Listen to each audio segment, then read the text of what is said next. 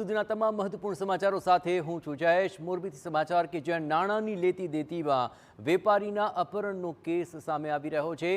અપહરણ કેસની અંદર 5 આરોપીઓની ધરપકડ અત્યાર સુધીમાં કરવામાં આવી છે। સમગ્ર ઘટનાના કેટલાક ચોંકાવનારા સીસીટીવી ફૂટેજ પણ સામે આવ્યા કે જ્યાં દુકાનમાં સૂતેલા વેપારીને માર મારવામાં આવી રહ્યો છે।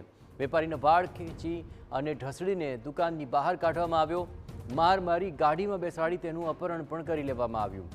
પોલીસે હવે આ અપહત્ય વેપારીને હેમખેમ છોડાવી લીધો છે અને આ મામલે પોલીસે અત્યાર સુધીમાં 5 લોકોની ધરપકડ કરી અને તેમના વિરુદ્ધ કાર્યવાહી હાથ ધરાશે। જો કે અન્ય લોકો હજુ પણ પોલીસ પકડથી દૂર જણાઈ રહ્યા છે।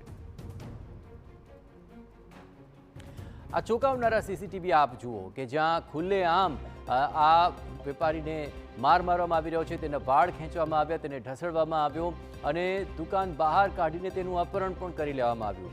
આ તો સીસીટીવી ફૂટેજમાં આખો મામલો સ્પષ્ટપણે દેખાઈ રહ્યો છે, પણ સૌથી મોટો સવાલ એ છે કે આ રીતે ખુલ્લેઆમ વેપારી પર હુમલો થયો, આજુબાજુ અન્ય લોકો પણ જણાઈ રહ્યા છે, પણ કોઈ તેને બચાવવા માટે આગળ ન આવ્યું અને હાલ તો આ અપહત્ય વેપારીને તો હેમખેમ છોડાવી લેવાયો છે અને આ જ મામલે આ તેનું અપહરણ કરનારા 5 લોકો સામે પણ કાર્યવાહી શરૂ કરાય। આ બંને તસવીરો જુઓ, પહેલા અંદર ઘૂસે છે અને સૂઈ રહેલા વેપારીને પકડે છે અને તમામ લોકો વાળ ખેંચીને તેને ઢસડીને બહાર લઈને જઈ રહ્યા છે અને ત્યારબાદ તેનું અપહરણ પણ તેઓ કરી લે છે।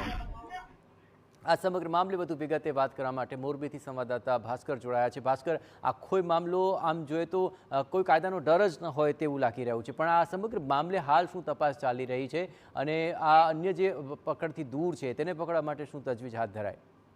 જી, ચોક્કસથી મોરબી પોલીસ દ્વારા આ કેસમાં જે 5 જેટલા આરોપીઓ છે તેને ઝડપી લેવામાં આવે છે અને હજુ 2 થી 3 જેટલા જે ઈસમો છે જે આ અપહરણકર્તાઓમાં જે સંડોવાયેલા હતા તેઓની પણ પોલીસે શોધખોળ હાથ ધરી છે અને વિવિધ દિશાઓમાં પોલીસ દ્વારા હાલ તપાસ હાથ ધરવામાં આવી છે। જે પકડાયેલા 5 આરોપીઓ છે તેની પણ પૂછપરછ કરીને જે અન્ય ઈસમો છે તે કઈ જગ્યાએ નાસી છૂટ્યા હોય, તે કોઈ જગ્યાએ સંતાયા હોય તે અંગેની માહિતી માટે પણ પૂછપરછ કરવામાં આવી રહી છે। જી બિલકુલ ભાસ્કર, તમામ ગતિવિધિઓ પર આપ નજર રાખતા રહેજો। તો અન્યને પકડવા માટે પૂછતાછ શરૂ કરાય છે અને આ 5 વ્યક્તિઓને પકડી પાડવામાં આવે છે, તેની પૂછપરછમાં પણ મહત્વપૂર્ણ ખુલાસા થશે।